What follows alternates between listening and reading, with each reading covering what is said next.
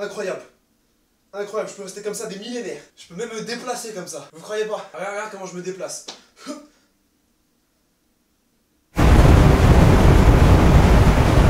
Je sais plus quoi vous faire, je sais plus quoi faire en intro, parce que tomber ça y est, c'est plus drôle. C'est plus drôle. Ah, comment ça va, putain, ça fait longtemps. Alors là pour dire que ça fait longtemps... Attends frère, reprends ton souffle. Reprends ton souffle. J'ai l'impression que plus je te dis reprends ton souffle, moins tu le reprends. Mais comment tu peux t'essouffler de plus en plus? 6 mois frère, ça veut dire que la dernière vidéo anecdote, elle était pendant un événement historique du monde. Elle était pendant un confinement, t'imagines? Bon, celle-là aussi, du coup, mais je crois que je vais faire une vidéo anecdote par confinement. Et comme on est parti pour faire des confinements toutes les 2-3 semaines, ça fait un bon planning de vidéos anecdotes. On rigole bien dans cette vidéo, putain, ça commence très bien, et ça me fait plaisir.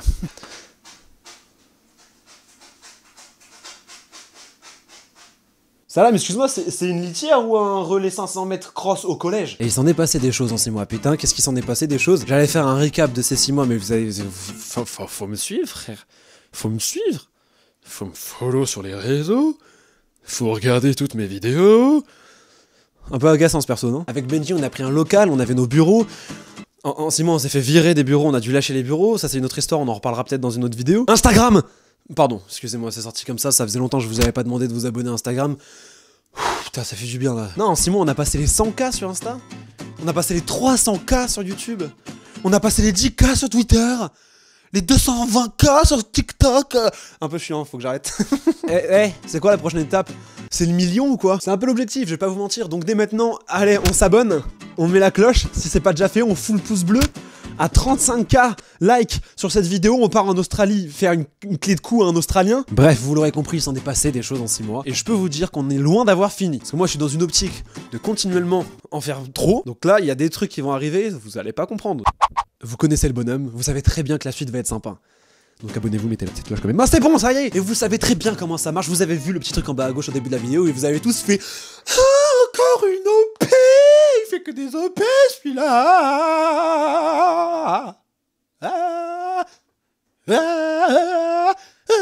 Un peu en roue libre sur ce tournage, et elle est sympa celle-là, hein. Autant pour vous que pour moi, elle est vraiment sympa. Vous les connaissez certainement, il s'agit de Vinted. Non, je les connais pas, c'est quoi Vinted? Peut-être dans le surjeu cette fois-ci, celui-là, là. Peut-être le perso il est dans le surjeu là. Bah Vinted, c'est une application qui te permet d'acheter des trucs, des vêtements, des objets, des trucs que tu trouves cool, mais surtout qui te permet aussi de revendre des trucs que toi tu as. C'est comme une sorte de brocante stylée en ligne. Et c'est vrai que sur ça, on voit beaucoup de femmes faire leur vide dressing sur Vinted, de revendre leurs vêtements qu'elles utilisent plus, etc. Les hommes peuvent le faire aussi, la preuve en est. Bon, je mets des jupes et des strings. Mais les hommes peuvent le faire quand même. Et moi aujourd'hui ma mission, si vous l'acceptez, c'est de vous montrer tout simplement comment on met en ligne des vêtements ou d'autres trucs. Enfin vous l'avez compris. Là où Vinted est vraiment utile et où ça fait vraiment plaisir, c'est que toi en tant qu'utilisateur, ça te permet plusieurs choses. Bah déjà se faire de l'argent, parce que tu revends des trucs qui t'appartiennent. Et vous savez qu'on adore se faire de l'argent. Putain c'est quelque chose qu'on kiffe ça. Faire un petit vide dressing, vider ses placards, ne pas laisser dormir des vêtements dans un placard. Est-ce que c'est une place décente? Un placard pour faire dormir des gens, en sachant qu'un t-shirt n'est pas un humain. Du coup oui, c'est bon. Mais c'est quand même mieux s'il dorme pas dedans. Le t-shirt à la base, c'est un mec assez flex, tu vois, il aime bien être porté, il aime bien bouger. Donc si tu le fous comme ça dans un... Le t-shirt il respire plus. Bon, et Vinted c'est stylé aussi pour ça parce que tu trouves un peu tous les styles. Tu cherches un peu du vintage, boum, il y a forcément des gens qui mettaient des vêtements il y a longtemps qui la revendent aujourd'hui. Donc c'est du vintage. C'est stylé frère, c'est stylé. Donc avec Vinted on s'est dit quoi? Vous parlez avec Vinted, toi et Vinted vous faites des bébés, des mini. Une application, je suis applicafile. Pas sûr qu'elle reste au montage celle-là. On s'est dit que moi, j'allais faire mon petit vide dressing. Donc il y a un peu plus d'une dizaine de vêtements que je vous ai sortis des placards et qui sont disponibles dès maintenant sur mon profil Vinted. Mon profil il s'affiche ici, il est dans la description, il est partout. Les premiers arrivés sont les premiers servis. Puisse le sort vous être favorable. Donc dans cette vidéo, pendant que je raconte mes histoires, je vais porter quelques pièces qui seront disponibles aussi sur mon profil. Et sur mon profil, il y aura évidemment tout le reste de disponible. Je vous montre un peu ce qu'il y aura. Ah là mon petit pote, une veste comme ça, idéale pour faire des pique-niques, elle est sympa, moi j'adore, mais voilà, je la mets plus. Cette veste là, peut-être qu'elle dit quelque chose à quelqu'un. La veste que je porte dans la vidéo Le pire élève à la fac. Ça c'est collector, ça c'est collector frère.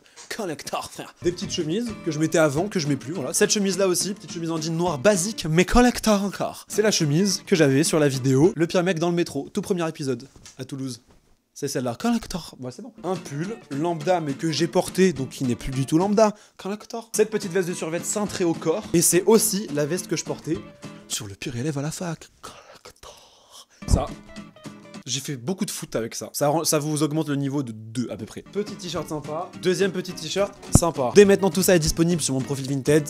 La nouvelle vient de tomber, c'est maintenant, faut y aller. Le profil dans la description, allez le suivre si je remets des trucs dessus. Peut-être qu'entre temps, je remettrai des pièces, des trucs. Ça fait plaisir. Tous les sous des vêtements que vous achetez, bon, ils viennent dans mon compte de base, on va pas se mentir. Mais bien évidemment, ils seront reversés au secours populaire. Si vous êtes chaud, mettez votre compte Vinted à vous dans les commentaires. Et voilà, peut-être que je passerai faire un tour et puis comme ça, vous faites quand même votre promo, ça fait plaisir. Hein, pour vos articles qui dorment dans les placards. Ça arrête de parler comme ça. Est-ce que c'est quand même stylé et tu valides? Je préfère quand les gens sont nus. On passe donc aux histoires. Père Castor, Père Gilous est de retour. Aujourd'hui, je vous ai pris 2 histoires en rapport avec la voiture. Eh bien écoutez, je pense qu'on est parti pour la première histoire. Oula, oula. Père Castor, raconte une histoire. Alors, première histoire, c'était il y a quelques années pendant que je passais mon permis de conduire voiture, d'accord? Parce qu'entre temps j'ai eu le camion, le bus et la moto, c'est faux, j'ai que la voiture. Et il est pas loin de sauter en plus. Et il faut savoir que mon permis, je l'ai eu très très vite. Je vous explique un peu d'où c'est parti. C'était l'époque où je vivais à Paris et j'avais pas de permis. Donc j'avais un scooter 50 cm3. Et ça c'est marrant 2 secondes. Sauf que j'ai vécu à Paris pendant la grosse période hivernale. Et en plus c'était une époque où j'étais livreur à Paris en scooter. Donc c'est une période où je passais ma vie en scooter. Sous moins 10 degrés. J'étais un glaçon, j'étais un Mr Freeze comme ça. Freeze Corleone. 667, équipe, je connais pas, on arrête. Et un jour j'ai eu un déclic, je suis rentré chez moi et je venais bien de rouler 3-4 heures dans la nuit, dans le froid. Et du coup le déclic il s'est fait quand je suis arrivé chez moi et que je suis allé pisser. Quand j'ai sorti mon Armageddon, il est tombé dans la chasse d'eau, le con il s'est décroché de mon corps parce que c'était gelé. Là je me suis dit bon il est peut-être temps de passer le permis et d'acheter une voiture quand même. Pas d'inquiétude, je l'ai récupéré et je l'ai collé avec de la colle entre temps. Vous dites ok. Donc là arrive le moment où je me dis, là c'est sûr, on passe le permis. À cette époque, je crois qu'on est en janvier, et je me dis, c'est sûr, avant fin mars, j'ai mon permis. Dans ma vie, moi, quand je fais ça, en général, les choses se passent. Donc si un jour je te dis, tu vas coucher avec moi, bah commence à te déshabiller, c'est plus simple, on gagne du temps. J'achète le petit livre du code et je le lis en boucle. Voilà, je crois que je l'ai lu 16 fois en boucle, en un mois. Un mois plus tard, du coup, je passe mon code, je le loupe. Bête de technique. Je le repasse 2 jours plus tard, je l'ai. Donc c'est bon, ça va. J'ai mon code, je suis content, mais j'habite à Paris. La circulation à Paris, pour vous faire une métaphore. Ok, imaginons que ça, la bouteille, c'est la ville de Paris, et l'eau dedans, c'est la circulation. Bah voilà, bah j'ai tout mouillé, comme ça on est bon pour le matos. Donc angoissant, pour un mec qui a jamais conduit, surtout à Paris et passé son permis là-bas, angoissant, impossible. Donc ce que j'ai fait, parce que moi je suis un petit fourbe, moi je suis un fils de pute. Oula attends, je suis pas obligé d'aller si loin quand même. Je suis allé passer ma conduite dans la ville où je vivais avant, où j'ai passé une bonne partie de ma vie. Carcassonne, les remparts, la cité médiévale, y a que ça frère de connu à Carcassonne, y a que ça, et c'est même pas fou, tu vois. Mais ça a son avantage, parce que passer son permis à Carcassonne, y a 2 ronds-points, une ligne droite, un virage, et c'est là frère, tout le permis se joue sur ce virage. Donc je prends les choses en main, j'appelle mon moniteur d'auto-école qui était donc à Carcassonne. Moi je suis encore à Paris, je bosse les livraisons, etc. Donc j'appelle le moniteur et je lui dis oui allô bonjour, vous êtes bien moniteur? Oui bonjour, c'est moi moniteur. L'accent du sud parce que Carcassonne c'est dans le sud. Il avait pas du tout cette voix, mais on va garder cette voix, c'est marrant. C'est mon moniteur. Ok, alors je vous explique, je viens d'avoir mon code. Dans 2 semaines, j'arrive à Carcassonne. J'ai 1 semaine de congé, j'aimerais booker mes 20 heures dans cette semaine. Alors 2 secondes, laissez-moi le temps de vérifier s'il y en a encore de la place. D'accord, visiblement on a encore de la place depuis 1987 et il n'y a pas eu un seul élève. Ouais, ok, donc ce qu'on va faire c'est qu'on va faire conduite le lundi de 8h à 10h, de 14h à 16h, mardi de 8h à 16h, de 14h à 16h, mercredi de 8h à 10h, de 14h à 16h, jeudi de 8h à 10h, de 14h à 16h, jeudi de 8h à 14h, de 14h à 19h, et jeudi de vendredi de 1000h à 1005h. J'ai pas dit ça, mais tous les jours on faisait 8h, 10h, 14h, 16h, lundi, mardi, mercredi, jeudi, vendredi. Ouais, 4 x 5, 20, yes. Tout se passe bien, c'est très fatigant, mais ça se passe bien. On arrive au vendredi, je suis à 16 heures de conduite en 4 jours. Mes 2 premières heures du matin, de 8h à 10h, elles se passent nickel. Je reviens à 14h. Déjà, j'arrive à l'auto-école, le mec est de mauvaise humeur, imbuvable, quoi, tu vois, à chier, tu vois. Bon, pour la continuité de l'histoire, il faut bien un nom à ce moniteur. L'auto-école, écoutez-moi bien, l'auto-école a fermé à cause de son comportement. Je prends aucun risque en disant son vrai prénom, Guillaume. Guillaume. J'ai Guillaume. Ah, salut Guillaume, t'es chaud pour les 2 dernières heures? J'étais peut-être un peu agaçant aussi à cette époque. On va faire des côtes, des descentes, des virages, du drift. Pas sûr à l'auto-école qu'on apprenne à faire du drift. Ah, casse pas les couilles, assieds-toi dans la caisse.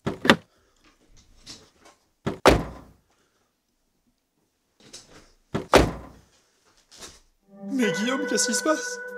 Ce matin, on était les meilleurs potes. Tu te rappelles quand on a fait le rond-point? On l'a pris en 3e ensemble. Rien que roule. Rien que roule et ferme ta gueule. Donc on passe sur une voie rapide. Je crois que c'était 110. Donc on roule à 110 km/h. Et bon, ceux qui ont le permis le savent, mais il y en a qui regardent qui n'ont pas le permis. Putain, faut penser à tout le monde. Vous prenez sur vous 5 minutes et j'explique un peu sur les routes, les voies rapides, les autoroutes, ce genre de délire. T'as la route principale sur laquelle moi j'étais, et t'as des voies d'insertion. C'est-à-dire, c'est des voitures qui viennent d'une autre route, qui rejoignent la même route que toi, et du coup, il y a une voie où ils s'insèrent. Voie d'insertion. Ce principe de. Concentre-toi, commence pas à m'énerver. Du coup, la voiture qui prend la voie d'insertion, elle doit céder le passage aux voitures qui sont déjà en train de rouler vite. Vous doutez bien qu'il faut bien un climax à un moment dans cette histoire. La voiture qui est arrivée sur la voie d'insertion n'a pas respecté cette règle. Donc ça veut dire qu'elle m'a coupé la route, elle m'a fait ce qu'on appelle une queue de poisson. Non, ça me fait rire parce qu'il y a que... Donc il me fait une queue de poisson. Moi j'ai même pas encore mon permis, j'apprends à peine à conduire. J'ai pas du tout ce truc d'énervement quoi, j'ai un petit coup de stress mais ça va, ça m'énerve pas de ouf. Mais Guillaume lui qui est moniteur d'auto-école, qui est confirmé, qui a l'habitude de conduire et qui pue la haine depuis tout à l'heure, lui ça l'énerve. Et ça l'énerve trop, j'ai l'impression. C'est on est un peu dans la démesure à ce moment là, tu vois. Oh putain l'enculé, fils de... Hey, lâche le volant, toi. Lâche le volant. Enlève tes pieds des pédales. Encore une fois, je vous jure, tout ce que je vous raconte est vrai. Il m'enlève les mains du volant, il me dit d'enlever mes pieds des pédales. Et comme c'est une voiture à auto-école, il y a 2 pédales. Donc il prend les pédales de son côté. La main gauche, il prend le volant. Avec sa main droite, il sort son téléphone. Et il commence à filmer, le con. Main droite, téléphone qui filme. Main gauche, volant, les pieds, la pédale. Eh, oh, excuse-moi. T'es un humain ou un putain de couteau suisse ? Ou bien un poulpe avec des tentacules. De couteau suisse, c'était bon, on était bon sur ça. Hein. Et moi là-bas, je viens pour conduire. Je me retrouve pris en otage dans une course-poursuite. C'est rabaissant. Pour la confiance en soi, à ce moment-là, c'est rabaissant. Et Guillaume, ça y est, il est parti dans son délire. Un burn-out. Le burn-out, ça y est, on ne l'arrête plus, c'est fini. Et le mec d'en face, il a capté qu'il y avait un problème. Il a capté qu'on le suivait parce que l'autre connard, il appuie sur le champignon comme un bourrin. Et en plus de ça, il klaxonne. Donc il accélère. Et Guillaume, qu'est-ce qu'il fait ? Il accélère. Fils de pute, je vais me le faire. Alors lui, je vais me le faire. Bon, après, c'est une C3, c'est pas non plus une AMG, tu vois, mais ça a bombardé. Mais Guillaume, pourquoi tu filmes avec ton téléphone ? C'est pour montrer aux flics, je vais le faire tomber, le con. Et si c'était que ça, bon. Mais bien sûr que non. Une route à 110, on est à 150. Sauf qu'au bout d'un moment, on arrive à un rond-point. Et dans le code de la route, quand il y a un rond-point, qu'est-ce qu'on fait ? Je sors d'une voie rapide qui donne sur un rond-point. Dans cette situation, petit A, je décélère et je freine afin de prendre le rond-point correctement en deuxième. Petit B, je prends le rond-point en cinquième à 95 km/h et je tape un coup de frein à main pour rattraper l'autre en face. Qu'est-ce qu'il a choisi, Guillaume ? Évidemment qu'il a choisi la B. Évidemment. Donc on arrive à 95 km/h dans le rond-point. Un rond-point, normalement, ça se prend en deuxième, max en troisième. Et normalement, les moniteurs d'auto-école, quand tu prends un rond-point en troisième, ils t'embrouillent. Donc, donc qu'est-ce qu'il fait ? Il tape un petit coup de frein à main, la voiture elle dérape. On drift au final on drift. Il se trouve que ce jour-là, il y avait des bouchons à Carcassonne. Incroyable. Mais bon, là, heureusement, c'était le sort qui voulait que je m'en sorte. Parce qu'on me rappelle que moi, j'étais comme ça. Hein. Pas sûr là, toujours pas. Hein. Donc le mec d'en face, dans sa Nissan Micra, d'ailleurs comment ça va aussi vite cette voiture, je comprends pas. Il se retrouve bloqué dans la circulation, il essaie de s'en sortir, impossible. Guillaume, qu'est-ce qu'il fait ? Il passe par la droite, il se met sur la bande d'arrêt d'urgence à côté de lui, et là il commence, il bombe. Tu bombes Guillaume. Sors maintenant. Il craque. Personne n'était pris pour ce qui est sorti de la Nissan Micra. Et là on voit Dwayne Johnson, qui sort de la Micra. Dwayne Johnson version gitan. Mais Dwayne Johnson quand même. Bon, vous me connaissez, moi pour m'impressionner, il faut quand même y aller. Moi je porte mes couilles. Dans ces moments-là, je porte mes couilles. Je fais quoi ? Qu'est-ce qu'il y a, hein ? Oui, bon. J'avais pas mieux, je suis pas Dwayne Johnson. Là, je suis au max. Là, je peux pas faire mieux. Qu'est-ce que tu veux, la con de ta mère ? Hein ? Il met un coup de pied. Dans la C3. La con de ta mère, tu me poursuis ? Toi, tu me poursuis ? Putain, faut que je me calme. Putain, ou quoi ? Un peu cliché ? Ah ouais ? Pardon. Et dans le code de la route, quand il se passe ça, qu'est-ce qu'on fait ? En plein milieu de la chaussée, un humain dans le corps d'une armoire à glace me menace de mort. Dans cette situation, petit A, la vie de ma mère, j'ai rien, vous êtes des ouf, vous, frère. La vie de ma mère, vous savez, ce staff de merde, de voix off, là, de permis. Comment ça arrive à personne, ça ? Guillaume, c'est quand même pas dégonflé. Il a continué de filmer, il a gardé quand même son courage, quoi. Bah vas-y, tape-moi, je filme tout au flic, là. Guillaume, tu trembles un petit peu, je suis pas sûr que les images elles soient exploitables. Eh ouais, mon gars, j'ai toutes les preuves, là. Dwayne Girac, qu'est-ce qu'il fait ? Eh ben, il monte en créneau. Tu fais quoi ? Tu filmes ? Il essaie de lui attraper son téléphone, il voulait lui péter le téléphone, on est... Ça y est, c'est GTA en fait, le délire là. Et là, je pense que Dwayne Girac ait loupé le téléphone, je pense que ça l'a énervé un peu plus encore. Et là, ça y est, frère, fin de l'histoire.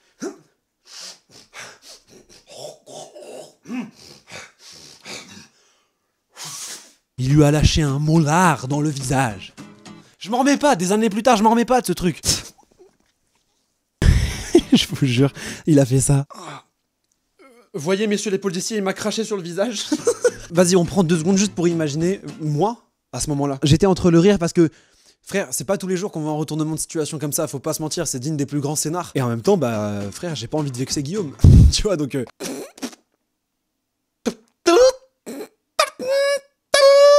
L'autre, il se dit, bon, merde, j'avoue, il m'a filmé. Donc il s'est barré, il prend sa micra, il s'en va. Et donc, on passe bien 20 secondes comme ça. Bon, là, Guillaume, il se reprend un peu, il me dit, reprends les pédales, reprends le volant.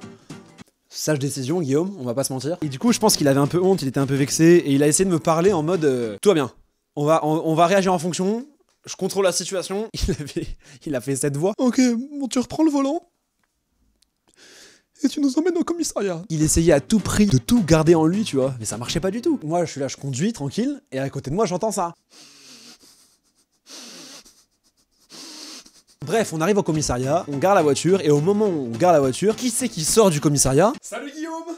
Faut que j'arrête avec cette guitare, faut que j'arrête. Oui, Dwayne Chirac était allé chez les flics avant nous. On va quand même voir la police. Guillaume, il commence à expliquer au policier que le mec qui vient de sortir, il a fait ça, il lui énumère les faits. Et le flic, il dit à Guillaume, oui, votre histoire, elle est bien belle, mon cher monsieur, mais l'étagère Ikea qui vient de sortir, il nous a quand même dit que vous avez pris le contrôle de la voiture à côté de votre élève, que vous avez dépassé les limitations de vitesse pour le rattraper, et qu'en plus, vous aviez le téléphone à la main et que vous filmiez. C'est pas très responsable de votre part, ça, monsieur. Quoi? Mais pas du tout, mais il ment, mais vous...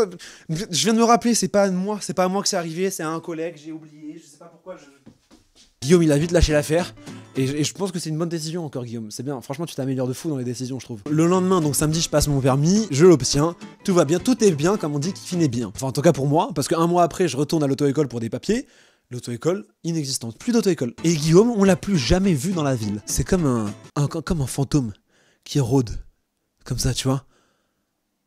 Exactement comme ça, là. Il fait ça avec sa main. Il marche. Allez, voilà comment se termine cette histoire. Je la trouve folle. Dites-moi dans les coms si vous la trouvez folle aussi. On passe à la deuxième histoire. Père Castor, raconte une histoire. Oula, attends. Alors là, c'est fou, hein. Il fait nuit.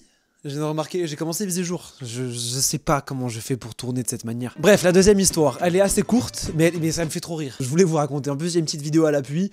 On aime. L'été dernier, en 2019, Benji et moi, la plupart vous connaissez Benji, on est sur le périph' toulousain, on est en plein dans les bouchons. Il se trouve qu'à cette époque, dans la voiture, on avait toujours un pistolet Nerf. On commence à s'amuser dans les bouchons, à faire genre on tire sur les gens d'à côté. De fil en aiguille, on se chauffe, on se dit, pourquoi pas mettre les vraies balles de Nerf dedans? Et on tire vraiment, du coup, sur les gens. On commence à charger le Nerf.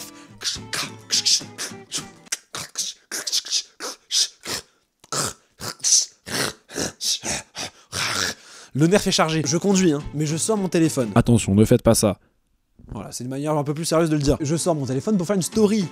Pour vous divertir, c'est pour vous que je fais ça, hein. Parce que bon, ça nous fait rire aussi. Faut pas faire ce que j'ai fait. Vous connaissez le dicton à force, je pense. Faites ce que je dis, pas ce que je fais. Donc mes yeux, ils sont entre le téléphone, la route et Benji qui est en train de faire un truc. Ça nous amuse à un point, vous avez pas idée en fait. Je crois que vous avez pas idée. À cette époque, les freins de ma voiture, ils étaient pas bons, fallait que je les change. Ils étaient catastrophiques. Donc ça veut dire que quand il fallait freiner d'urgence, fallait pas freiner d'urgence. C'était mieux de pas avoir à freiner d'urgence, quoi. Fallait anticiper. Et moi à côté, t'avais Benji qui me chauffait. Il me chauffait. C'est pas ma faute. C'est jamais ma faute. Oh frère, ça va être incroyable. Tu filmes. On va les fumer. Tu filmes. Donc forcément, moi, mes yeux, ils se concentrent plus que sur filmer et sur ce qu'il va faire. Ça me fait trop rire. Je lance l'enregistrement. Benji charge. Et à ce moment-là... On se la remet une fois?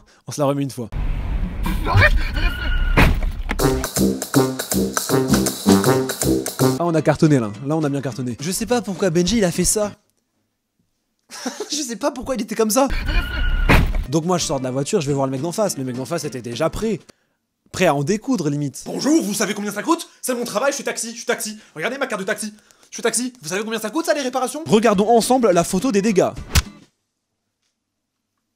Rien du tout. Et le mec me fait galérer, il veut absolument me faire réparer quelque chose sur sa voiture. Et il commence à me donner des endroits de la voiture où tu te dis mais c'est pas possible que ce soit moi qui ai fait ça. Ah, regarde, vous voyez? Ça bouge là. Mais monsieur, vous êtes en train de toucher votre volant. Ça peut pas être moi.